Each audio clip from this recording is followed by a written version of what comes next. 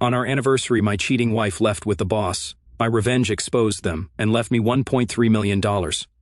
Jason Chandler's life seemed like the picture of success. Raised in a close-knit, supportive family, he had always been a hard worker, excelling in school and later in business. His father, a self-made entrepreneur, taught him the value of discipline and integrity, values Jason carried into adulthood. A business degree from a reputable university, coupled with his natural acumen, positioned him for a promising career in the family's flourishing tire company. Jason wasn't just ambitious, he was a man of principle, intent on creating a life filled with purpose and stability. Karen Thoren had always been charming and ambitious, qualities that had initially drawn Jason to her. She came from a modest background but had grand aspirations. Her determination to rise above her circumstances fueled her drive, both in her career and personal life. By the time she met Jason at university, Karen had already mapped out her path to success, with real estate as her chosen field. She and Jason quickly became inseparable. Their shared drive for achievement seemingly formed the perfect foundation for a life together. Their relationship blossomed, leading to a whirlwind romance that culminated in marriage. They bought their first home, a modest but comfortable house, within 2 years of graduating. Karen quickly established herself as a rising star in real estate, while Jason managed the accounting department of his father's business.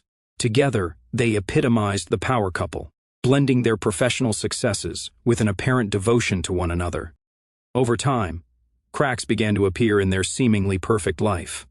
Karen's growing success in real estate introduced her to a high-paced, glamorous world that often pulled her away from Jason. Her long work hours, coupled with late-night client meetings, began creating distance in their relationship. Despite Jason's attempts to bridge the gap, their once solid bond began to erode, setting the stage for the turmoil to come. Jason Chandler reclined on the sofa, engrossed in his phone, when a call from his wife interrupted him. Karen's trembling voice instantly filled him with dread. Just hours earlier, a private investigator had revealed unsettling news. Karen and a man she had secretly been seeing were boarding a flight to Honolulu for a week-long getaway. The betrayal stung deeply, adding another layer of deceit to the mounting web of lies that had slowly unraveled their marriage. Jason couldn't shake the gnawing question of how he had overlooked the signs. Even after years spent building a life together, he sighed, took a sip of his coffee, and leaned back in his chair, reflecting on the past decade. Jason and Karen had met 13 years ago in college while studying business. They'd quickly fallen in love, married, and built a life together. Jason had joined his father's successful tire business, eventually taking over the accounting department, while Karen thrived in real estate. They had a nice home, new cars, and seemed to have it all except for children. Karen had told him her fallopian tubes were tied, and when Jason suggested adoption, she shot it down. Over time, he accepted they would remain childless. But recently, things had felt off. Karen began spending more time out with friends, going from occasional happy hours to multiple late nights a week.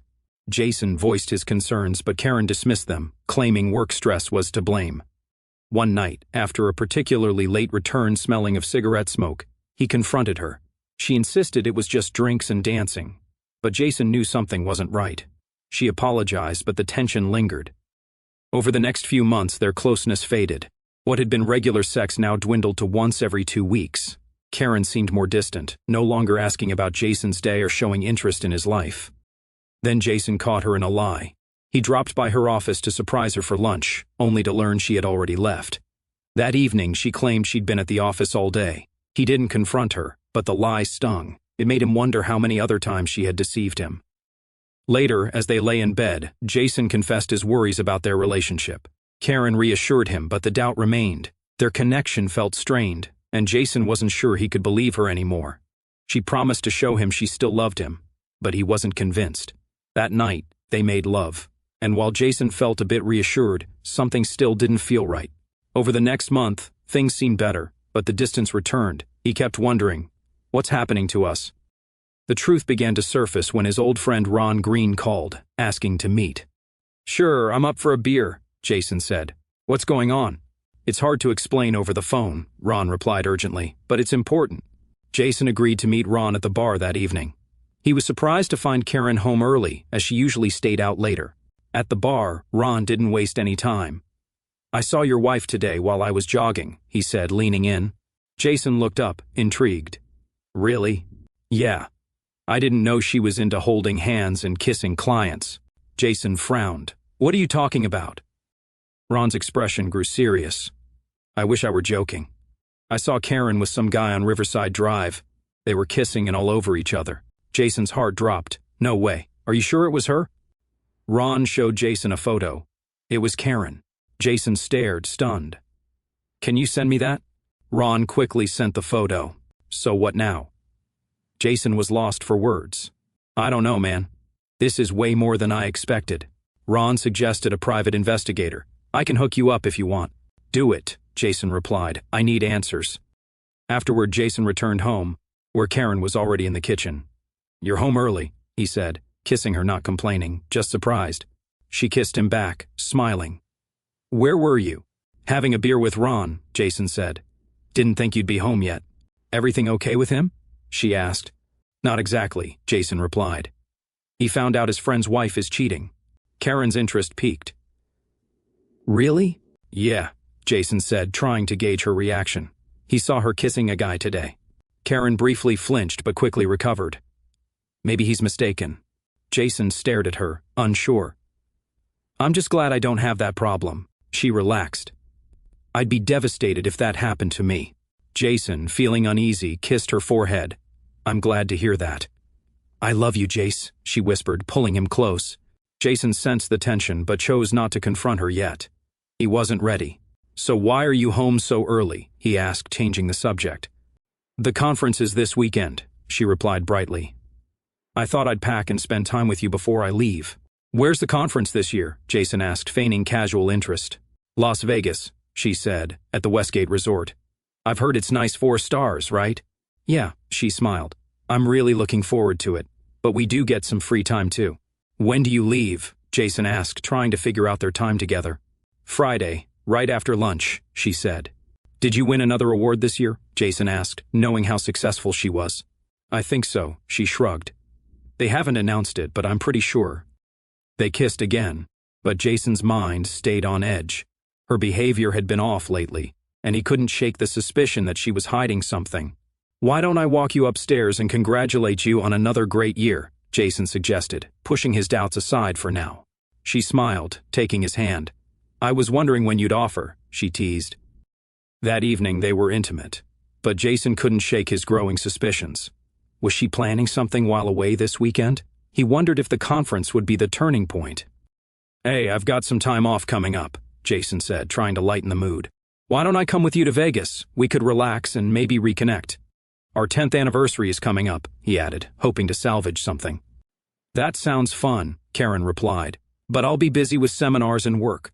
Afterward, Jason felt disappointed but hid it. All right, maybe we can celebrate when you get back. I'll miss you, she smiled. The next morning, Jason contacted Ron for the private investigator's details. After setting up a meeting, he went to meet the investigator before lunch. Good morning, Mr. Chandler, greeted Jerry, the investigator, a middle-aged man with a weathered face. Jason explained his concerns about Karen's Vegas trip. Vegas, huh? Jerry raised an eyebrow. You think she's meeting someone? I'm not sure, Jason admitted. I've got some contacts there, Jerry said. We can keep an eye on her if you want. We can even plant a camera in her hotel room, but that'll cost extra. I need to know the truth, Jason replied calmly. Jerry handed him a voice-activated recorder. Put it under her car seat. When she drives off, turn it on. We'll handle the rest. Good, Jason said, taking the recorder and a contact number. He paid with money he had saved for a vacation, money now redirected for another purpose. Later, Karen finished packing, and Jason helped her with the bags. That's a lot of stuff for a weekend, he remarked, noticing the packed bags. Curious, he opened one and found a container of birth control pills, only 10 left. Wait, didn't she say her tubes were tied? His mind raced. Then he found a mix of business clothes, tiny clubbing dresses, and lacy lingerie. One bikini was so revealing it was only ever seen online. Jason took photos with his phone. Later, he placed the recorder under her car seat and watched her drive away. This could be the last time we're together, he thought. At breakfast the next morning, Karen handed him her room number and promised to call each night. I love you, she said, kissing his cheek. I love you too, Jason replied, his mind elsewhere. He gave her the room number and called Jerry. I'll get to work on it, Jerry assured him. Later, Karen called from the airport. "I'll check in once I'm settled." "Thanks," Jason replied, his voice strained. "I love you," she said. And he couldn't help but think, yeah, I miss you too, lying to my face. But he only said, "I'll miss you too." When he looked up, his father stood in the doorway, concern in his eyes. "You okay, son?" Jason sighed. "I don't know, Dad." His father nodded and led him to the study. Jason explained everything he'd uncovered. "That doesn't sound like her at all," his father said, disbelief in his voice. "I can't imagine Karen doing this." "Neither can I," Jason muttered. "If you need anything, we're here for you," his father reassured him. "Thanks, Dad," Jason said, grateful for his support. Later that afternoon, Jason left work early and headed to the airport to track down Karen's car. He found it parked in the short-term lot and retrieved the recorder. The car was exactly as he expected, clean and organized, just like Karen always kept it. On the drive home, his phone rang. "Hey, baby," Karen's voice chirped. "Just wanted to let you know I made it." "I'm glad to hear it," Jason said, his tone steady. "I'm getting settled in. I'll call you tonight. Love you." "I love you too," he replied, though his heart wasn't in it. When he got home, he plugged in the audio recorder, hoping for silence. But halfway through, his world tilted on its axis. He could hear Karen's phone ring through the car's Bluetooth. The conversation was clear. "Hey, baby," a man's voice said. "Hello, stallion," Karen responded with a flirtatious giggle. "You're such a stud." Jason's heart dropped.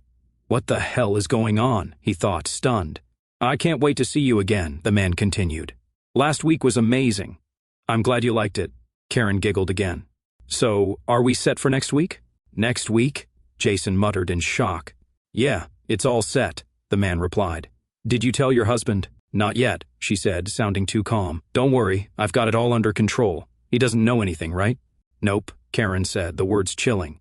"He's too oblivious. I can tell him anything, and he'll believe it."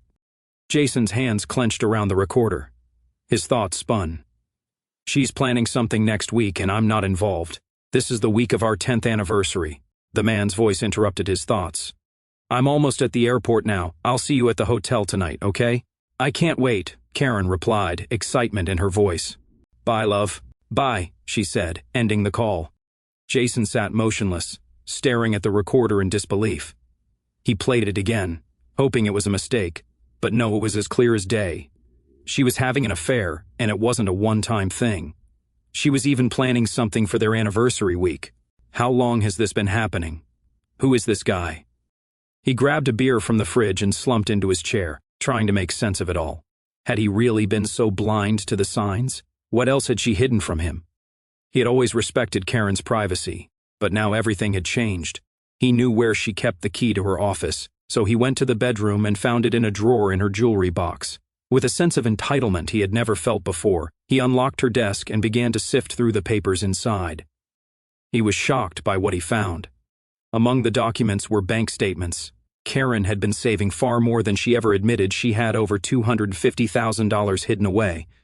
And it wasn't just money. It was the purchases that told a story, a receipt for a men's Rolex watch.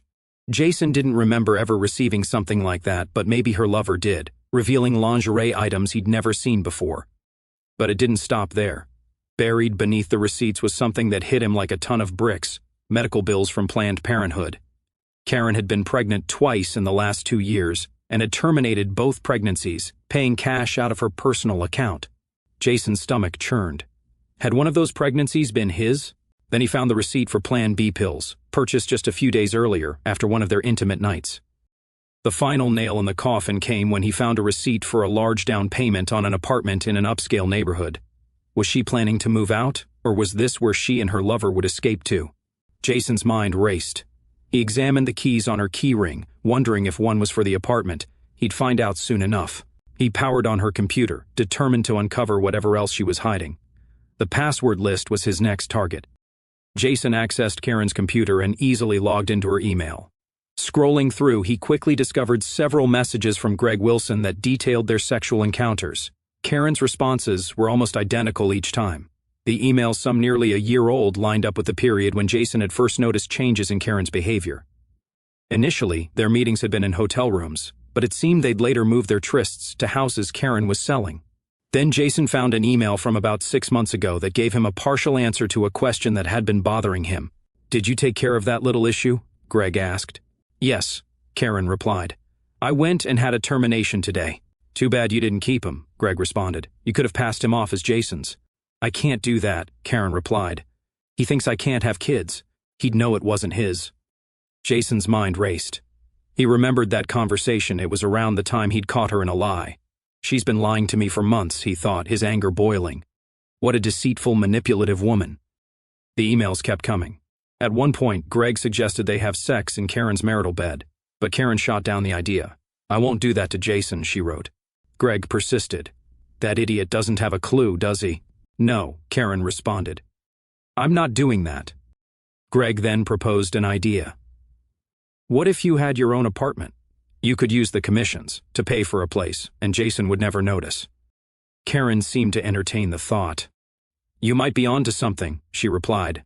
I have my own account, and Jason never asks about it. I'll see what's available. That had been about 3 months ago.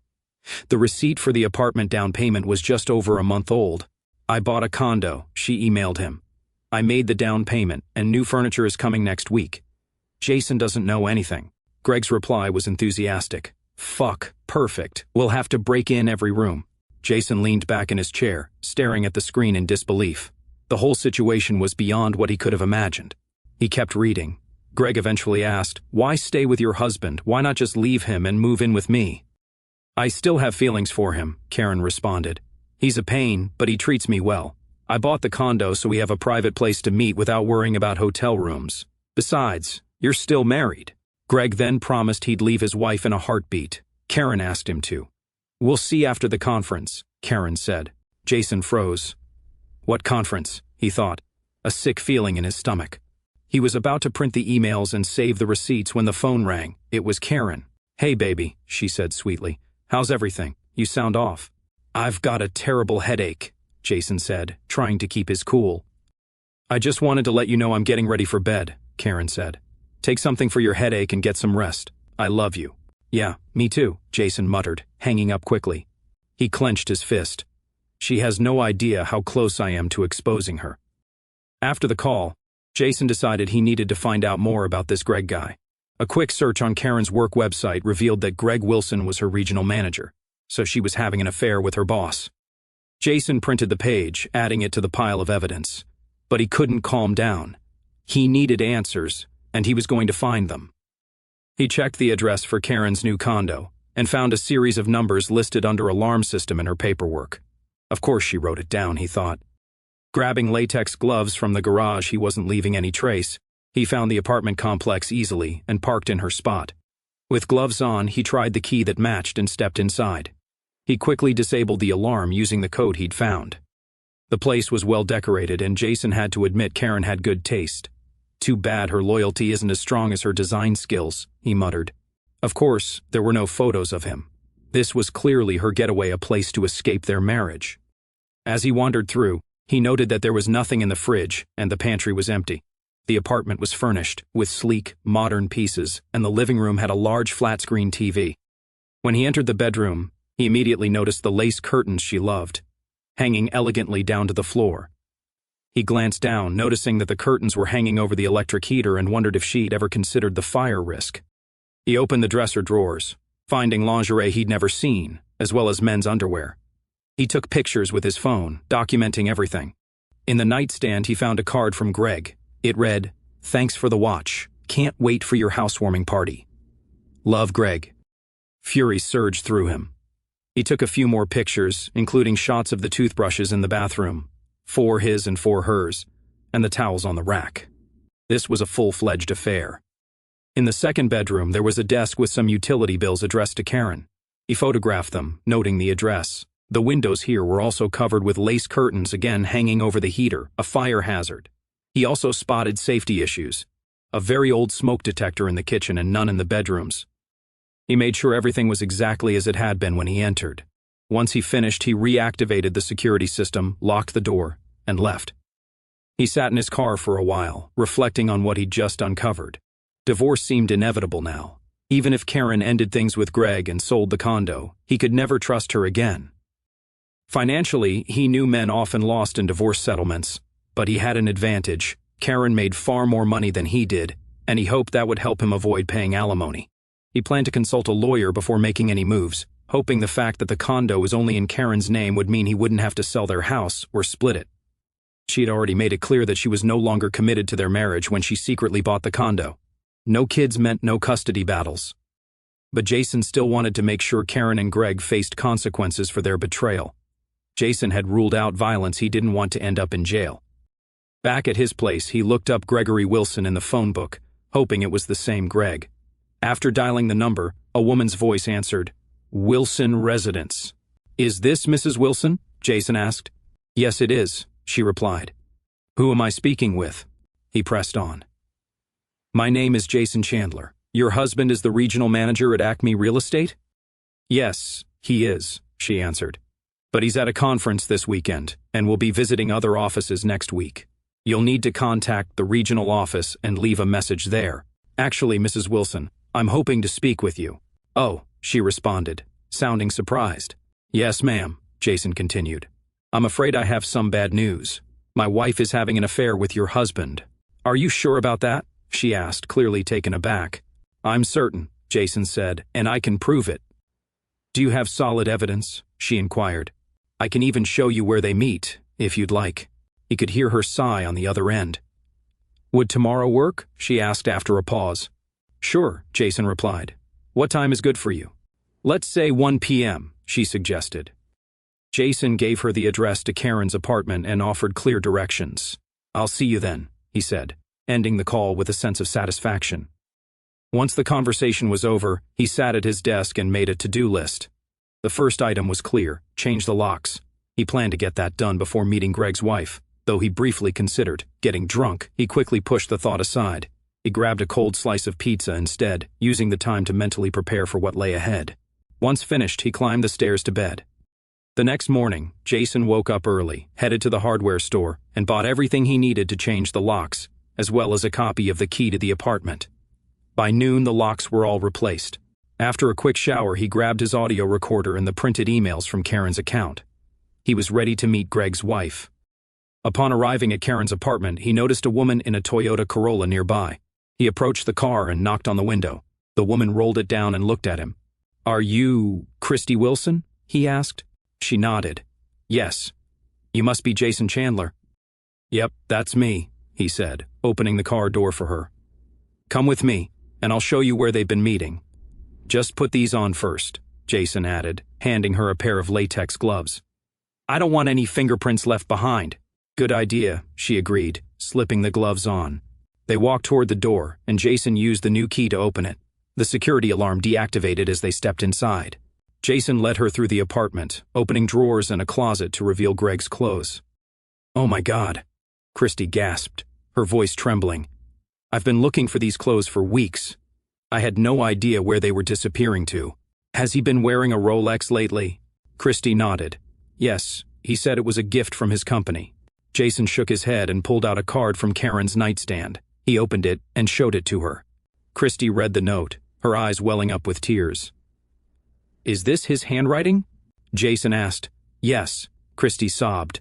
Jason then pulled out the emails he had printed, turned on the recorder, and played the audio from the previous Friday. "I'm sorry about all of this," Jason said, offering her a sympathetic hug. She wiped her tears. "It's not your fault," she replied. "I've suspected something was going on, but I didn't have any concrete proof." After a while, Christy regained some composure and asked, "So what's your plan?" "I'm divorcing her," Jason said bluntly. "Are you?" Christy asked, her voice firm. "Because as soon as I see that fool, I'm throwing him out of the house." Christy suddenly stopped crying and gave him a sly smile. "I've got an idea." "What is it?" Jason asked, intrigued. "They want to live here together, right?" she said. "Why don't we help them out?" Jason frowned, unsure. "What do you mean?" "I mean, why don't we pack up their things and move them in here?" she suggested, her tone filled with mischief. Jason thought for a moment and then grinned. "I like that idea. But we better hurry, they'll be back in a day or two." She shook her head. "Greg said he'd be gone for a week after the conference. I'm willing to bet Karen will find an excuse to leave too." Suddenly, Jason remembered the recorded conversation. Karen had asked him if he had everything ready for next week, but she hadn't specified what they had planned. "Crap," he muttered. realizing she was probably right. I guess you're right. Still, I want her stuff out of my house as soon as possible. I'm with you, Christy said. Let's meet back here in 3 hours. Sounds good, Jason replied. I'll throw her things in trash bags. I'll be back in 3. See you then, Christy said, getting up. As Jason watched her leave, he couldn't help but notice her appearance. She was shorter than Karen, with a slender frame and a cute smile. He couldn't understand how Greg had cheated on this woman. They drove to their respective homes, then returned 3 hours later, their cars loaded with bags of Karen and Greg's belongings. They tossed the bags into the second bedroom, not bothering to care about anything breaking in the process. I didn't bother with Greg's stuff, Christy said nonchalantly. Me neither, Jason laughed. They shared a high five and then Jason looked at her with a grin. I don't know about you, but I'm starving, he said. Same here, she replied. I could really go for a big juicy burger. A big fat cheeseburger sounds perfect, Jason said. I know just the place, she said. Let me treat you. Lead the way, Jason replied. They drove toward the bar he and Ron often visited. Once parked, Christy looked up at the building with a skeptical look. Trust me, Jason said. They make the best burgers around, or you'll love it. All right, Christy said, still unsure. Just don't go pouring me booze and taking advantage of me. Jason laughed. As tempting as it sounds, I wouldn't do that to you. Damn, she said, laughing too. They entered the bar and ordered beers, burgers, and fries. As they ate, they exchanged stories about their failed marriages. Christy's story was strikingly similar to his. She had met Greg in college, and they married soon after. But while she wanted children, he didn't. Greg started working at Acme Real Estate, and Christy took a job in accounts receivable at a home remodeling company. Are you a CPA? Jason asked. She shook her head. No, I never got that far, but it's something I hope to do eventually. Jason shared a bit about his own work. We're always looking for good people. If you send me your resume, maybe we can help each other out. I can do that, Mr. Chandler, she replied, taking a bite of her burger. Just then, his phone rang. He saw it was Karen calling and answered in a neutral tone. Hello, he said. Hey, baby, Karen's voice slurred. She'd clearly been drinking. What are you up to? Just at the bar having a burger, Jason answered. Really? What's wrong with you? She asked. Guess what? I got the Best Salesman award. I'm happy for you, he replied, keeping his tone flat. They want me to stay in Vegas next week to work with the agents, she continued. Jason immediately knew she was lying. Isn't that great? They're even talking about promoting me to manager soon. Jason thought, of course, on her back. That's great, he said. What about our anniversary? It's coming up this Wednesday, she asked. I know, Jason said. But I understand. Maybe we can celebrate next weekend. Don't worry about it, he added. I know how important your work is. I wouldn't want you to miss anything big. What's that supposed to mean? She asked. Nothing, he said, trying to keep it together. It's just that 10 years of marriage doesn't come around every day. But I understand how much your job means to you. Don't worry about it. Yes, my work is important, Karen said. But I thought you'd be happy for me. I'm very happy, Jason said. Go work with your agents. Don't worry about me. I love you, she said. Yeah, me too, he replied coldly. Bye, she added before ending the call. Jason looked over at Christy. So that's that. Christy shook her head. She really chose Greg over your anniversary, she said, her hand resting on his. Jason fought back tears. A man he barely knew seemed to care more about him than his own wife did. What a witch, he muttered. I'm sorry, Christy said quietly. Thanks, Jason replied, attempting a weak smile. He pulled out Jerry's business card and dialed the private number. Jerry, he said when the older man answered. It's Jason Chandler. I just talked to Karen. She says she'll be in Vegas for another week. And you don't believe her? Jerry asked. Not for a second, Jason replied. I was just working on your report. I'll have my team watch them and see what they're up to. We'll move forward with it, Jerry said. I've also got something else for you. Your wife and her lover spent the night together. I've got video footage of it. I'll send it over if you want, and it'll be in the full report. Sounds good, Jerry, Jason said. Thanks. He ended the call and turned to Christy. Well, tomorrow we'll find out what's really going on, he said. They spent the night together. My private investigator is going to send me the footage. Would you like to watch it with me? Christy hesitated. Not really, she said. But I feel like I should. Jason nodded. Let's head to my place then. After paying for their meal, they left the bar and drove to Jason's house. By the time they settled into his office, the video had arrived in his email. "Would you like something to drink before we watch this?" Jason asked. "Sure," Christy said. "Coca-Cola, if you have it." "I'll grab one for you," he replied, heading to the kitchen. He returned with 2 cold Cokes, handing one to her. He started the video, and they both watched in silence as Karen and Greg engaged in various sexual acts. Both Jason and Christy struggled to hold back tears as they saw their spouses enjoying each other's company. What followed was even worse, the pillow talk. "So what do you think our spouses are doing now?" Karen asked. "If I know Christy, she's probably watching some boring movie or reading one of her dumb books," Greg said. "Yeah, I get what you mean," Karen agreed. "I bet Jason's sitting there with his dumb spreadsheets or staring at stock reports," Greg continued. "You'd think he was trying to save the world or something. Hell, his dad's company sells tires, for Christ's sake. What's so important about that?" "So, what are you going to say to that asshole after the awards banquet tomorrow?" Greg asked. "I'll just tell him I have to stay in Vegas for a week to cover for the local reps." "He'll believe it," Karen said. "He'd believe anything. I could tell him the moon is made of green cheese, and he'd go along with it, and by the time he figures it out, we'll be on a beach in Hawaii," Greg said, grinning. "I can't wait to see you in that new bikini you bought." Christy's face contorted with rage. "Hawaii," she screamed. "That fool's taking that promiscuous slut to Hawaii. I'm going to rip his balls off." She turned to Jason. "Sorry for calling your wife a promiscuous slut. You don't have to apologize," Jason said coldly. "I would have called her the same thing." They continued watching, and Greg's voice came through again. "What about your anniversary? Are you just going to blow it off?" "Hawaii's way more interesting than a night at a steak," Jason said. "I'll make it up to him later." Greg looked at her. "You're cold, you know that?" Karen shrugged. "It's just our 10th anniversary. There'll be others." "I don't care about that," she added. "I need you now." With that, they began again, and Jason shut the video off. "I've seen enough," Jason said. Christy nodded, her eyes brimming with tears. "More than enough," she whispered. "I'm meeting with a divorce lawyer on Monday," Jason said. "Do you want to come with me?" "Do you mind?" Christy asked quietly. "Not at all," Jason replied. Christy broke down, sobbing uncontrollably. Jason put his arm around her and let her cry on his shoulder. Fighting his own emotions, he wanted to cry too, but held back, comforting her the best he could. "Do you mind if I stay here tonight?" Christy asked. "No sex, I just want to be held." "Of course you can stay," Jason said. "Stay as long as you need." "Thank you," she said, her voice breaking. "I can't believe I spent all those years with him. I fell for all his lies." "I know exactly how you feel," Jason replied. He led her upstairs to the master bedroom and found an old t-shirt for her to wear to bed. Christy took it and went into the bathroom to change. While she was gone, Jason changed into his pajamas, then climbed into bed. Christy emerged from the bathroom wearing the long t-shirt, and Jason almost gasped when he saw her. He'd always thought Karen had nice legs, but Christy's were the thinnest, most graceful legs he'd ever seen. She smiled as she slid under the covers. "Something wrong?" she asked. "Never seen a woman's legs before?"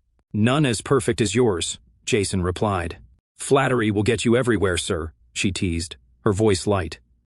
He pulled her close, wrapping his arm around her and inhaling the softness of her hair. She rested her hand on his chest, pressing herself closer. "You're the only woman I've been in bed with for over 10 years besides my wife," he said, his voice almost a whisper. "And you're the only man I've been with besides my husband," she replied just as softly. They locked eyes, and for a moment it felt like time had stopped. They drifted to sleep in each other's arms, waking up the next morning tangled together. "Good morning, sleepyhead," Christy said, her voice still sleepy.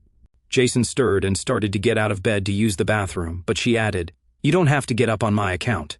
"Good morning, beautiful," he replied, smiling. "I'll be right back." After a quick trip to the bathroom, which was harder than usual due to the state of his body, he returned to find Christy had already cleaned up and was busy cooking scrambled eggs and bacon. Jason checked the clock. It was 8:30 a.m. He watched her move around in his oversized t-shirt and felt a pang of nostalgia for the mornings when Karen used to make him breakfast. "Damn, that smells amazing," he said, his stomach rumbling. "Hope you don't mind me making myself at home in your kitchen," she said, glancing over her shoulder at him. "Not at all," Jason replied, feeling strangely comforted. "I can't remember the last time someone made me breakfast." "Karen never cooked for you?" she asked, looking at him with a hint of curiosity. She did at first, he said, but after a while she stopped, said it took too much time and she had to clean up for her clients. Which? Christy muttered, the words slipping out before she could stop herself. I agree, Jason said, his voice dry. Christy plated a generous portion of bacon and eggs and set it in front of Jason.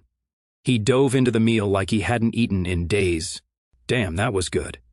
You cook like this every morning? He asked, looking up at her. Whenever I can, Christy replied with a grin. Just then, Jason's phone buzzed, breaking their quiet moment. He glanced at the screen and saw Jerry's name flashing. He picked it up. Good morning, Jerry, Jason answered. Working on a Sunday, huh? Jerry's voice came through, accompanied by a laugh. More than I'd like. What's up? Just wanted to let you know your wife and her lover boarded their flight out of Las Vegas just before 6 a.m. They had a short layover in Los Angeles, but they're on their way to Honolulu now. They'll land in about 5 hours. I've got all the flight details if you want them. Yeah, I'll take it, Jason said, his tone cold and controlled. They're on American Airlines Flight 31, Jerry continued. I have a contact in Honolulu who will track them when they land. Thanks, Jerry, Jason said, jotting down the details. He hung up and turned to Christy. Well, here we go. They're on their way to Hawaii, he said, his voice flat. Meanwhile, Karen was sitting back in her seat on the plane, staring out the window as the landscape below changed. The plane was cruising over the Pacific Ocean. This is it, she thought, a mix of excitement and guilt stirring inside her. She glanced over at Greg, who was already asleep beside her. For a moment, her mind wandered back to her marriage with Jason. She'd been married for 10 years, and as she closed her eyes, the weight of what she was doing hit her hard. She thought about all the lies, the secrecy, and the betrayal of a man who had trusted her completely. The guilt gnawed at her for a moment, but then she pushed it aside. This was for me, she reasoned. It had to be. Eventually no one would know and everything would go back to normal. Jason wouldn't find out. We'd keep going just like before, and someday we'd retire together. Her first lie had been telling Jason she couldn't have children. The truth was she didn't want them. The thought of motherhood wasn't appealing to her at all, so she made up a story about medical issues. Jason believed her, and eventually they both agreed not to have kids. She had complications with birth control, tried different methods, but in the end, she ended up pregnant twice. The first time, she had a termination. She paid for it with her own money, quietly and discreetly. Jason was none the wiser. The second time she got pregnant by Greg, again she had a termination, and again she paid for it herself. She hoped Jason would never find out about either of them. As for the affairs, she had been faithful for the first 5 years of her marriage, but one day, everything changed. She met a charming, rich client, and before she knew it, they were in bed together. It wasn't something she did often, just a handful of times over the next year and a half, but it felt exciting, and she didn't feel bad about it. She justified it by thinking, if others can do it and get away with it, why can't I? Jason didn't need to know. I still loved him, and what he didn't know wouldn't hurt him. Then there was Greg. He was everything Jason wasn't. Jason was careful, calculating, a man with a set plan. Greg, on the other hand, was spontaneous, living for the moment. While Jason had spent his life working for his father, Greg was carefree, with no set career or future plans. But it wasn't just the differences in their lives that drew her to Greg, it was how he made her feel. Where Jason took his time and focused on her pleasure, Greg was quick, demanding, and raw. At first, their secret meetings were held at motels and hotels around town, or occasionally at the houses they were trying to sell. But over time, she grew uneasy about being caught. Someone might see them and alert either Jason or Greg's wife, Christy. The tipping point came one night when Jason expressed his worry that their relationship was slipping away. Panicked, she pulled back from Greg, distancing herself emotionally for a short time. She threw herself into her marriage, but it didn't last long. Greg, eager to start fresh, suggested they find a way to be together more openly, but she feared Jason might discover their affair. She needed a plan, so she decided to buy her own apartment. That way she'd have a private space for her and Greg, separate from her life with Jason. Greg had suggested using the bed she shared with Jason, but she refused. Even though Jason could be boring and predictable, she still had lingering feelings for him. Besides, the two of them had long agreed to file their taxes separately, which meant she could move money around and still maintain some financial benefits. She convinced herself it was a win-win situation. This thinking eventually led her to plan a trip to Hawaii with Greg. She took a week off from work, telling everyone she was going with Jason after their annual company conference. Meanwhile, Greg informed his wife of his own travel plans for the week. Karen, however, lied to Jason, telling him she was heading to Las Vegas. She was confident he wouldn't suspect anything after all. A few phone calls would cover her tracks. Sure, she'd missed their 10th wedding anniversary, but she promised herself she'd make it up to him when she returned, keeping the secret safe. As the plane soared toward Hawaii, she smiled, thinking about the trip ahead. Greg had bought her a daring bikini for the occasion, one that left little to the imagination. He planned to watch her undress on the beach, and even imagined how it might feel to be the center of attention. In that moment, the thought made her feel hot and aroused, and she almost gave in to the temptation to touch herself right then, though she resisted, deciding to wait until later. Checking her phone for any messages or calls, she wasn't surprised to see no texts from Jason. He hated texting and preferred talking on the phone or in person. She chuckled to herself. Then the plane began to shake as they hit some turbulence. The nose of the plane dipped, and the engine noise changed. Suddenly, she realized something was wrong. When she saw the frantic movement of passengers around her, the plane was plummeting. Panic surged through her, and her heart raced. Oh God, she thought. This is it. We're going to crash. I'm going to die. Oxygen masks dropped from the ceiling, and the screams of other passengers filled the air as the flight attendants rushed to prepare everyone for impact. Karen looked at her phone, tears streaming down her face. She made one final decision. Meanwhile, Jason and Christy had just finished breakfast and were cleaning up the kitchen when they sat down to discuss their next steps regarding their cheating spouses.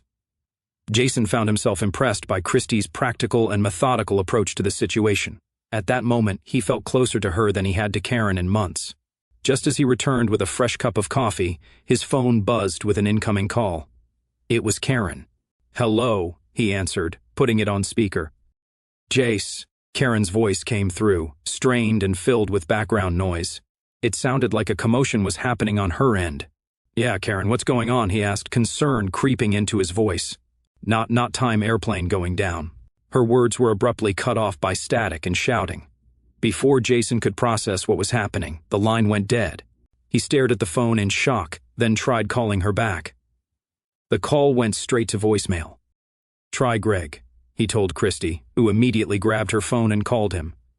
She came back a moment later, shaking her head. "Straight to voicemail," she said.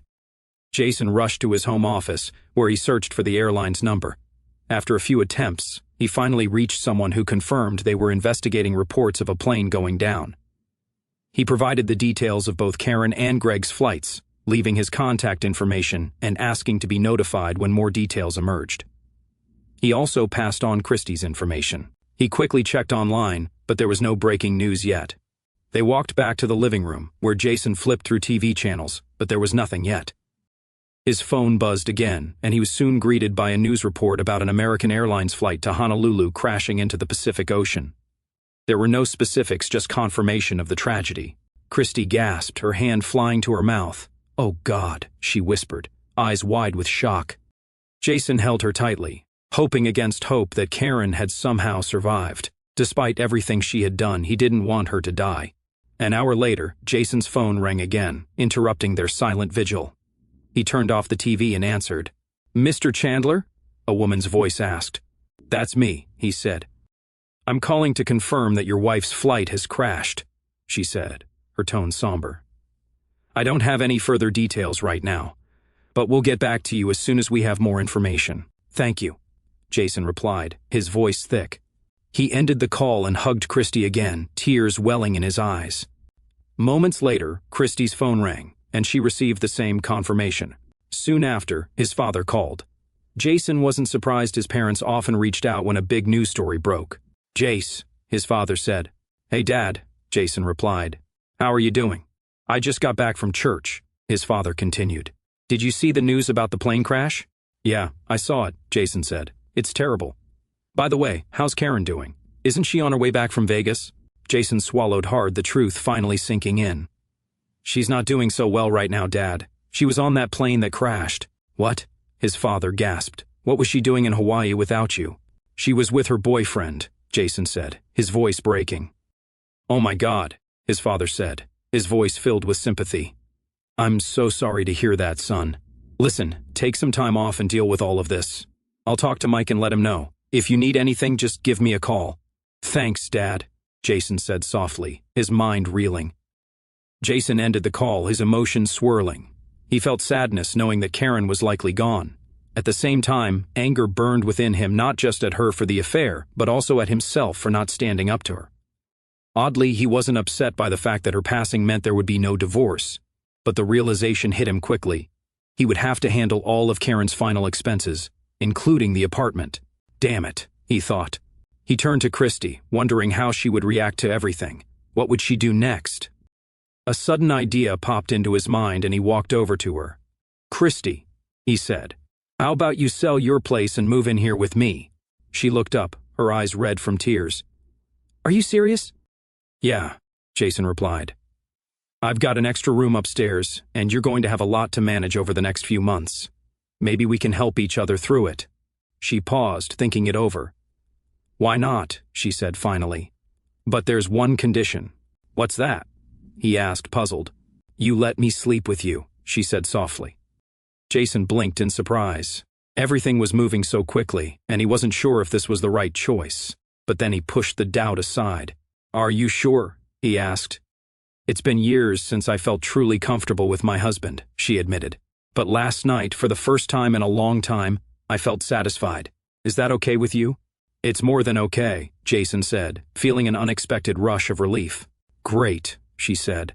"I'll go back to the house, grab my things, and be back tonight." "I'll be here," he replied. Once she left, Jason made a call to Lucy, the office manager where Karen worked. "Hello, Lucy." "Hi, it's Jason Chandler." "Oh, hi, Jason," she replied. "How is Hawaii?" Jason hesitated, his throat tight. "I don't know. I heard it's nice there." Lucy was confused. "I thought you two were going after the company meeting." "No," Jason corrected. "Karen went to Hawaii, but not with me. She went with Greg." "What?" Lucy exclaimed, clearly stunned. "Yeah," Jason said, "but neither of them made it. The plane they were on went down in the Pacific today. I'm sure you saw it on the news." "Oh my God," Lucy whispered. "Do you know if she—" "I don't think there are any survivors," Jason said flatly. "I'm so sorry," Lucy said, her voice filled with sympathy. "I'll take care of the insurance paperwork. The company carries life insurance on all employees, so I'll need some information from the airline. Can you get that for me?" "Yeah, I'll get what I can," Jason said, his mind elsewhere. "But I have to ask, did you know about Karen and Greg?" Lucy sighed.